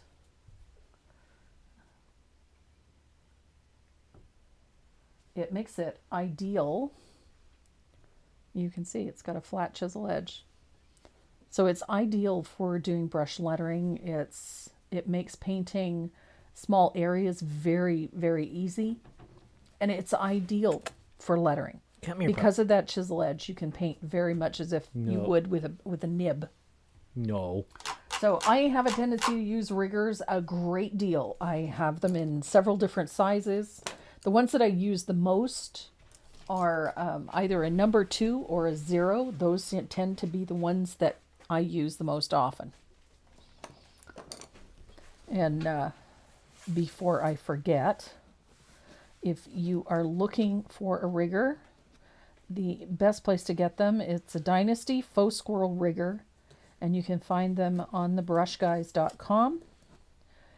And if you are shopping for brushes on his website, use the coupon code TracyM. That's Tracy with a capital T, all one word, and a capital M, and it will give you an additional discount on their website. And riggers are not expensive brushes. I think they're still under $3. And Maze is trying to eat the scrap paper out of the waste bin.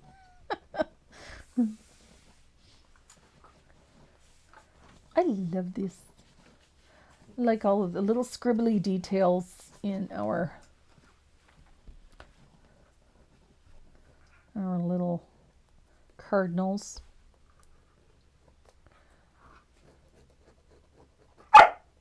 What? Did you stop? No. Stop biting my leg. So, there we have our little cardinal. We've got more snowflakes. I love snowflakes. Die. So, I'm just going to tap a little bit of warm white paint onto snowflakes. Like so. And I'm going to let those dry. And I'm going to put a little shadow on his toes because I almost forgot. There we go.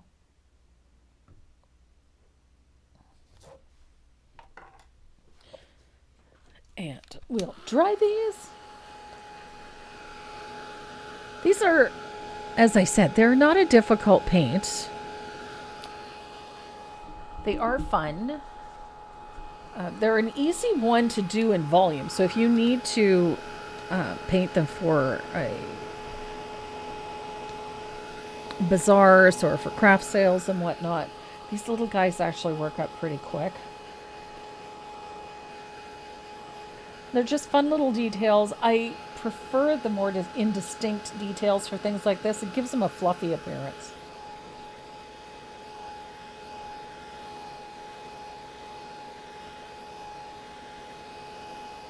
Just make sure they're good and dry, because I'm going to take my Factus Black eraser and I'm going to remove some graphite that is showing through here. I don't like graphite. There we are. And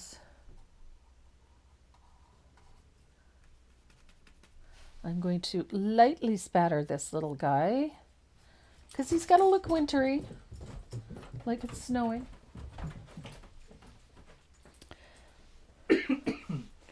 And we'll dry him so I don't smear it.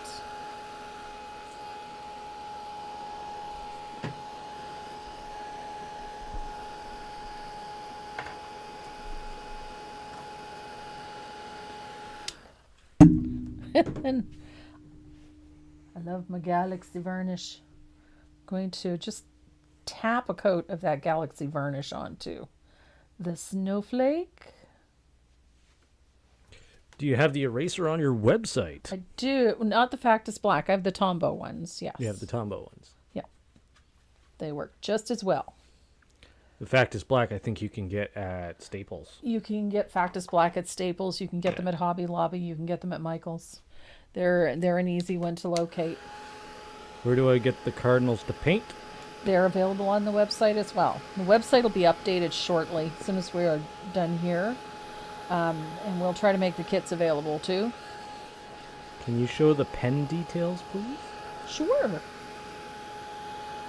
They're just really loose, little sketchy lines. You don't have to spend too much time worrying about the minutia. They don't even have to be perfect. But I like adding, little tiny lines coming off of the black face. I like the outline on the rows of little feathers. It just adds a little texture to this guy.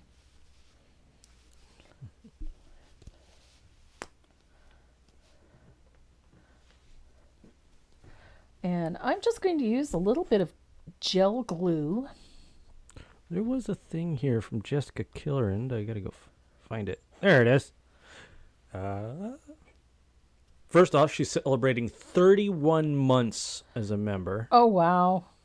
Jeez. We're so happy to have our Jess. Jess is one of our admins on the group page. And it says, so, when do we start a new donation challenge and what will it be for? We haven't decided yet. No. We're still thinking about that one. So I just glued them onto place. Now you can put them wherever you like. I just kind of like them tucked to one side. Now I will probably finish these on the back with black. And then they'll get 2 to 3 light coats of Deckwart matte spray just to seal. Now, I get this question a lot because I use a gel pen. Is it fussy with varnish? I have never had an issue. However, having said that, I use Decwart's Ultra Matte Varnish. It has never given me any grief, but I also wait a very long time before I varnish. However, when it comes to mixing media, if I am working with pens and ink or stamps and acrylic paint or what have you, I always take it out to the garage and hit it with 2 or 3 light coats of matte spray That way, I don't have to worry about anything smearing. I don't have to worry about anything being incompatible with something else. So I highly recommend that if you're going to use a gel pen, which I do for almost everything, make sure that you hit it with a set spray of some sort. And I personally prefer Decor's matte spray. So hopefully that answers that question. I have never had an issue, but I just prefer to avoid the potential. So look at these. They're so fun. We have a passel of little cardinals. Did you say a passel? A passel. A passel.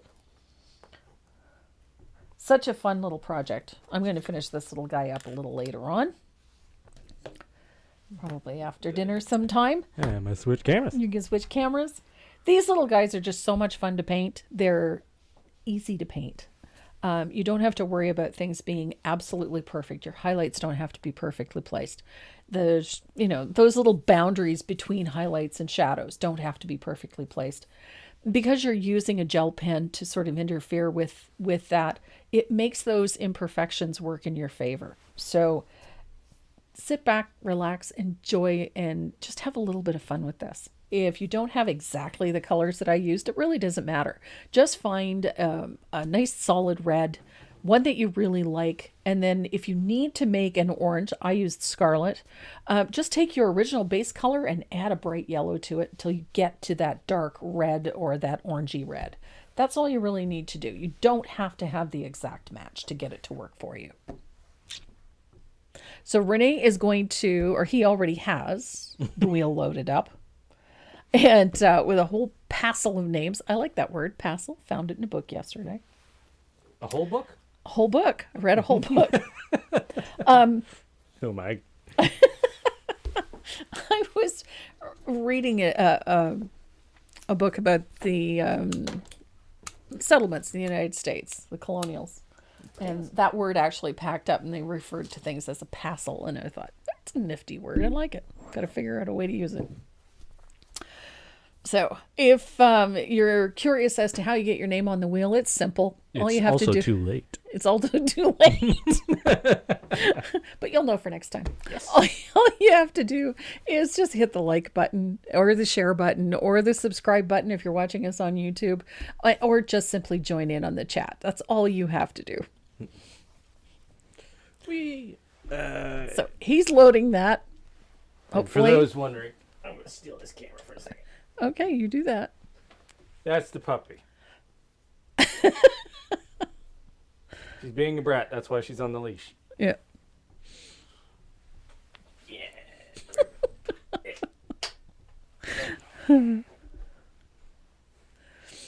All right. First name. First name.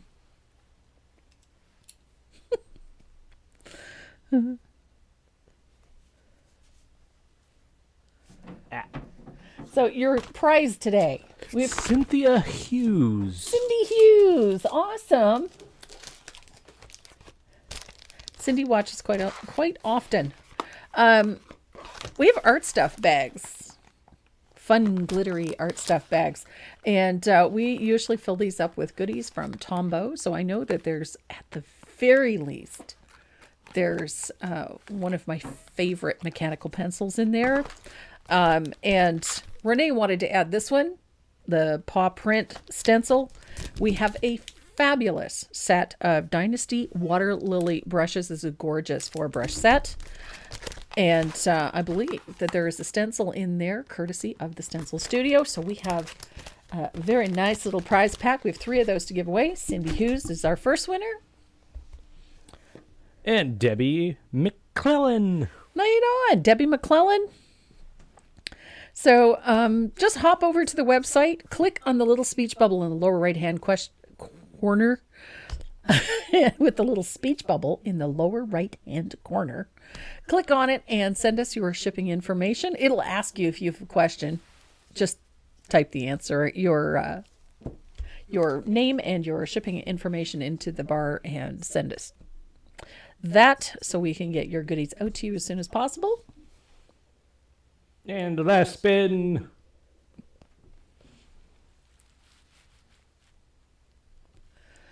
Big wheel. Yeah. Eileen Hall Lipscomb? Eileen Lipscomb. Awesome. Eileen's a regular. She watches all the time. That's great.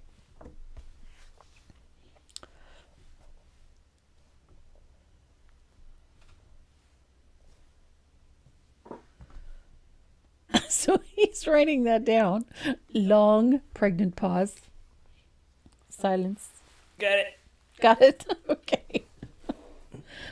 So that is it for us this week. Thanks so much for joining us as you do every Saturday. We really appreciate it. We enjoy our time with you. So we are painting the piece that you see behind me. It is called Simply Brown-Eyed Susans. My brain got stuck again. Simply Brown-Eyed Susans. We're painting that next Saturday. Pattern will be up this afternoon. It's already finished. Just got to load it onto the website when we do the update today. So that is our project for next Saturday. The following Saturday, we are painting a Valentine's project. You know you gotta. So first week in February, we are painting a Valentine's project. Hold on, you. So that is us for today. Thanks again so much for joining us. We appreciate it. And for those of you in the path of all these storms, please stay safe, stay warm, and make sure you pet your dog. Look after your pets and look after each other. That's my line. And that's your Pet your dog. pet your dog. Mwah. We love you. Stay safe.